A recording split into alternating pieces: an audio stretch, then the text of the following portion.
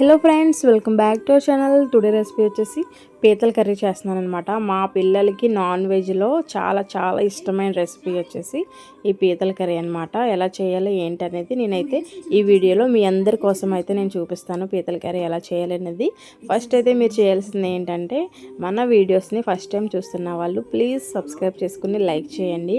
And మా వారైతే పీతలు తెచ్చినప్పుడు ఎప్పుడైనా సరే అవి నీట్గా అక్కడ చేంజ్ చేసి తెస్తారనమాట పీతల్ని. అండ్ ఇంకో వీడియోలో మీకు ఎప్పుడైనా పీత ఎలా చేయాలనేది చూపిస్తాను. చాలామందికి పీతలు చేయడం రాదు, అండ్ నాకు కూడా వచ్చేది కాదు. మా అత్తయ్య గారు చేస్తుంటే ఒకసారి చూసి నేర్చుకున్నాను అనమాట. చాలా ఈజీగా ఉంటుంది అండ్ ఇది పెద్ద ఏం కష్టం ఏమి కాదు పీతలు చేయడం.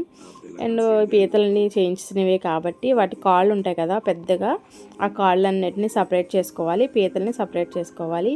ఈ కాళ్ళకి చివర్ల సూదిగా ఉంటాయి కదా, వాటిని అయితే ఇలా రాయితో మనం కొట్టుకోవాలన్నమాట, లేకపోతే తినేటప్పుడు మనకు గుచ్చుకుపోతాయి. అండ్ ఈ ఆరెంజ్ కలర్లో ఉంది కదా పీతకి, అదైతే ఏదో అంటారండి, నాకు సరిగ్గా ఐడియా లేదు. అండ్ చాలామంది అయితే వాటితోనే వండేస్తారు, అండ్ నాకైతే ఇష్టం ఉండదన్నమాట. ఫైనల్గా మసాలా ఏమేమి కావాలో ఇప్పుడు వీడియోలో చూసేద్దాము.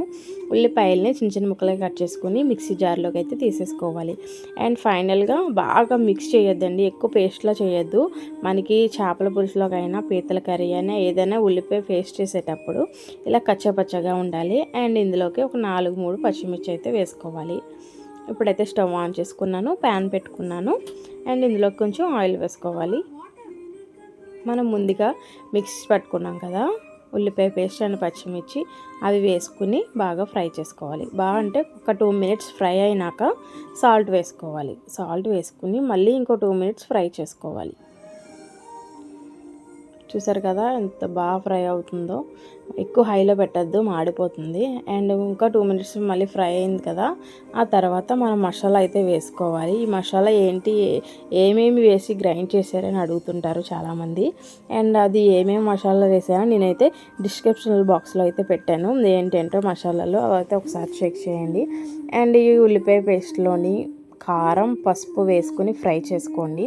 పీతలు వేసిన తర్వాత వేయద్దు, ఎందుకంటే పీతలు వేసినప్పుడు ఈ కారం పసుపు అనేది బాగా మిక్స్ అవ్వకుండా స్మెల్ అనేది వచ్చేస్తుంది, కారం స్మెల్ అండ్ పసుపు. అందుకనే ఉల్లిపాయ పేస్ట్లో వేసుకొని ఫ్రై చేసుకోవాలి. పచ్చివాసన పోయేంత వరకు ఫ్రై చేసిన తర్వాత మనం పీతలు అనేది వేసేసుకోవాలి. పీతలు వేసాక చెప్పాను కదా నేను ప్రతి కర్రీలో చికెన్ మసాలా అయితే వేస్తానని, అండ్ ఈ పీతల కర్రీలో కూడా చికెన్ మసాలా వేసానమాట. కొత్తిమీర ఉంటే మాత్రం మీ దగ్గర అసలు స్కిప్ చేయొద్దు, కంపల్సరీగా వేసుకోండి. మన పీతల కర్రీకి, లైక్ ప్రాన్స్ కర్రీకి, ఫిష్ కర్రీకి ఈ కొత్తిమీర మనకి చాలా టేస్ట్ అనేది ఇస్తుంది కదా. సో మనకి ముందు వేసిన ఉప్పు సరిపోయిందో లేదో చూడాలంటే ఇలా వాటర్ బాయిల్ అయిన తర్వాతే సాల్ట్ సరిపోయిందో లేదో చూసుకోవాలి. చూసారా ఎంత చక్కగా ఉడుకుతుందో, మంచి స్మెల్ అయితే వస్తుంది. వావ్, చాలా బాగుంది అనమాట కర్రీ అయితే.